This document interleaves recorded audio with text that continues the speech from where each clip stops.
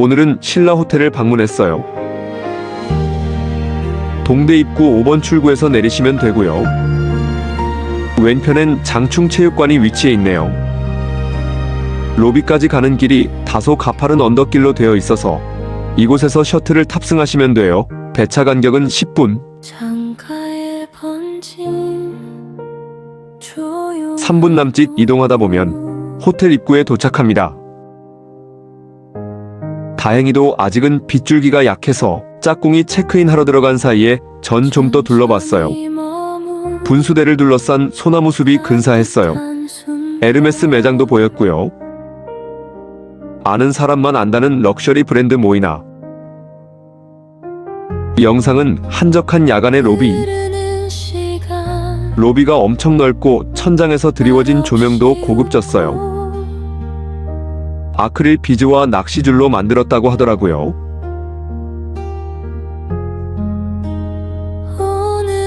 이건 주간의 로비 풍경. 은하수 같기도 하고 빗물 같기도 해요. 예쁘네요. 로비 내엔 몰튼 브라운 매장도 있었어요.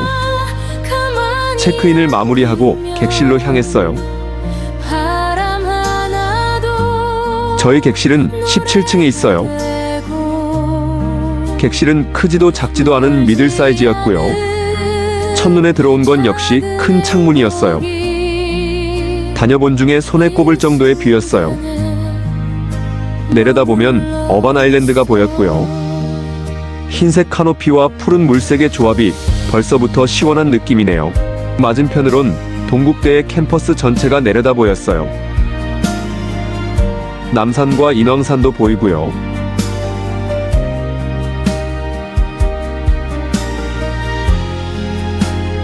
장충 축구장과 남산타워도 보였어요. 그리고 장충 리틀 야구장. 너무도 포근하고 부드럽던 침구 세트. 긴 역사를 증명하듯 다소 레트로했던 유선 인터컴. 충전은 양쪽에서 가능. 누워도 되는 길쭉한 소파.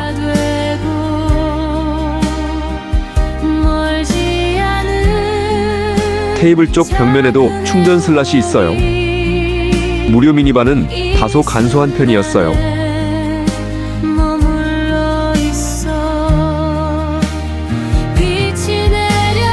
여백 없이 꽉 찬 냉장고엔 다양한 음료들이 준비되어 있었고요. 엄청 견고해 보이던 금고.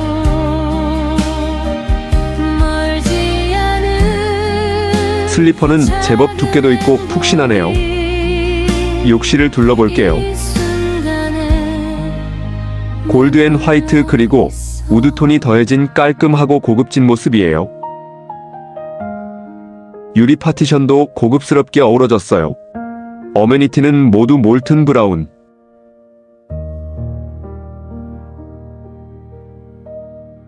단순 깔끔함을 넘어서 색조합이 정말 고급지더라고요. 향이 달콤하고 진한 베스 용품들. 왼쪽 서랍엔 각종 무료 어메니티들이 놓여 있고요. 오른쪽엔 비달사순 헤어드라이어기가 들어있었어요. 욕조는 일반적으론 작은 편이지만 우유 입욕제를 풀어넣고 힐링을 했어요.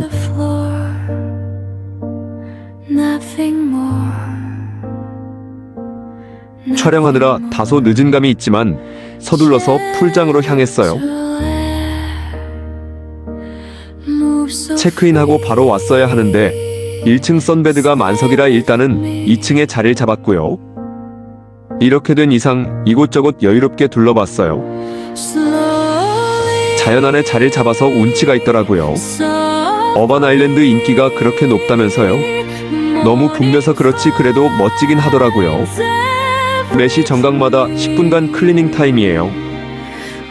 공연 무대로도 활용되는 자쿠지 옆 분수대 공간. 중간중간 비가 개기도 했지만 공연은 우천 취소되었어요. 2층과 3층 루프탑에서 바라본 풍경.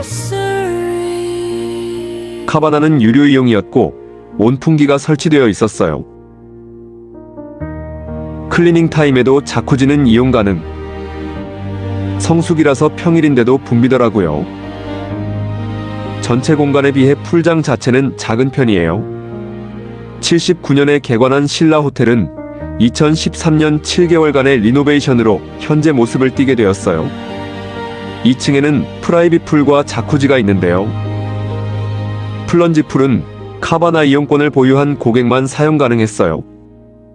자쿠지는 일반 고객도 사용 가능한데 계단 위로 있는 자쿠지는 계속 사람이 있어서 몇 번의 시도에도 결국 촬영을 못했어요. 해가 지기 시작하는 오후 6시가 되면 물라이 스위밍이 시작돼요. 이곳은 1층 메인 자쿠지. 아이스크림 교환권으로 받은 망고 소르베. 1층 선베드를 확보한 게 아까워서 짝꿍은 풀장에 남고 저만 산책을 나왔어요. 1967년 국빈과 해외 기빈을 접대하기 위해 건립된 영빈관. 언덕 아래에서 올려다본 호텔 전경. 전통예술을 선보이는 기관인 국립극장.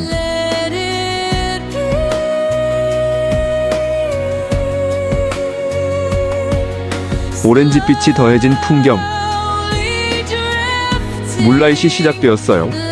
야경을 담기 위한 거치캠을 세팅해놓고 많은 분들이 풀장에서 음식 주문을 하시던데 저흰 부담스러워서 4분의 1 가격으로 교촌을 주문했어요. 배달 예정 시간까지 어반 아일랜드를 좀 더 즐기다 올 생각이에요. 반얀트리도 추후에 방문 예정.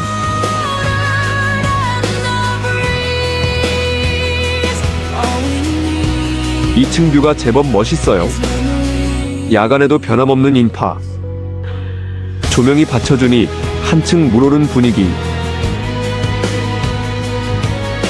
자쿠지 속에서 바라본 폭포수는 동굴에서 비피하는 장면을 연상시켰어요.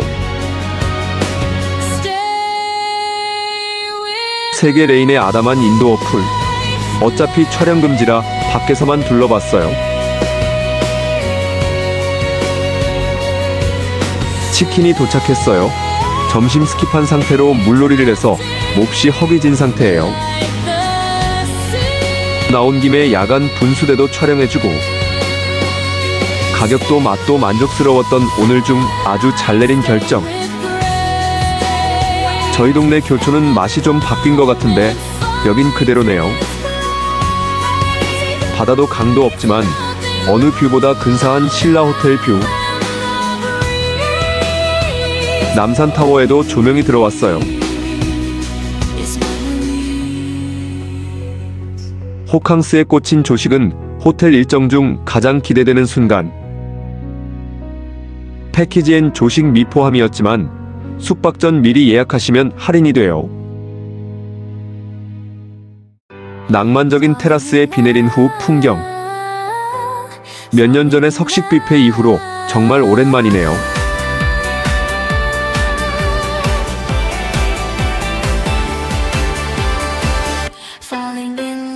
와플과 수플레 팬케이크 존. 머랭으로 만든 팬케이크는 부드러우면서 흰자의 풍미가 좋았어요. 바게트 종류도 다양하더라고요. 국으로는 육개장과 소고기 묵국이 준비되어 있었고요. 햄은 심이 드라이해서 아쉬웠고요. 과일은 5가지가 있었는데 자몽 정말 신선하고 맛있었어요.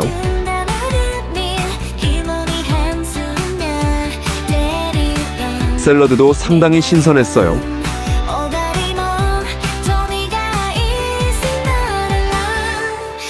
버섯 요리는 향과 맛 모두 엄청났고 심지어 엄청 부드러웠어요. 아스파라거스도 엄청나게 부드러워서 맛있더라고요. 슬라이스 햄은 이번에도 패스. 연어는 너무 시큼했어요.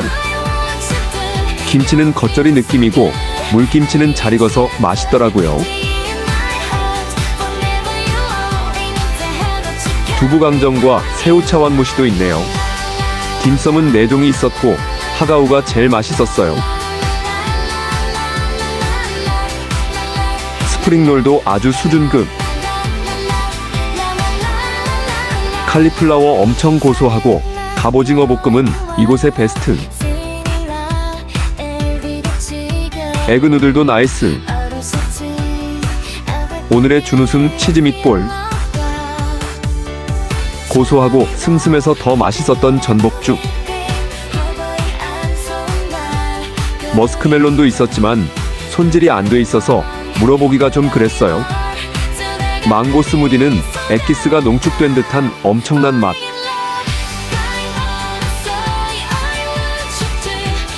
다 둘러봤으니 식사를 시작합니다. 갑오징어 야들야들 진짜 최고. 브로콜리 상위 호환인 칼리플라워는 반드시 담아야죠. 마파두부는 그냥 전향. 육개장 슴슴한데 간이 딱 좋았어요.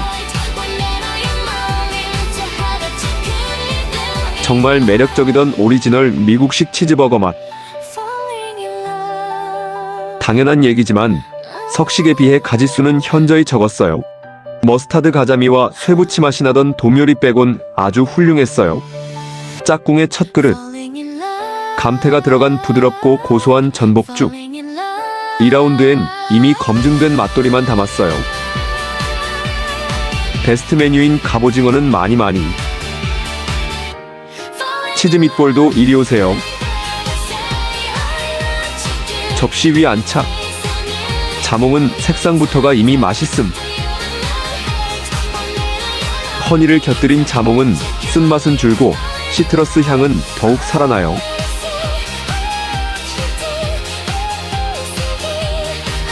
두 번째 접시는 다소 간촐하게. 수플레 팬케이크는 인기가 좋아서 부지런히 확인하지 않으면 맛볼 수 없을지도 몰라요. 완탕은 조금 심심한 맛. 제 기대엔 살짝 못 미쳤지만 그래도 상위권 조식이었어요. 커피는 테이크아웃도 가능했어요. 아침 풍경을 감상하고 체크인 전에 한 번 더 둘러보러 나섰어요. 투숙객이라면 다양한 GX 프로그램도 무료로 이용할 수 있어요. 사전 예약은 필수예요. 체크아웃 이후로는 입장이 불가하니 마지막으로 한 번 더 둘러봤어요. 신라 숙박은 처음이었는데요. 괜히 유명한 게 아니었구라는 말로 정리가 되겠네요. 오늘도 시청 감사드리고요. 구독과 좋아요는 유튜버의 원동력이 된답니다.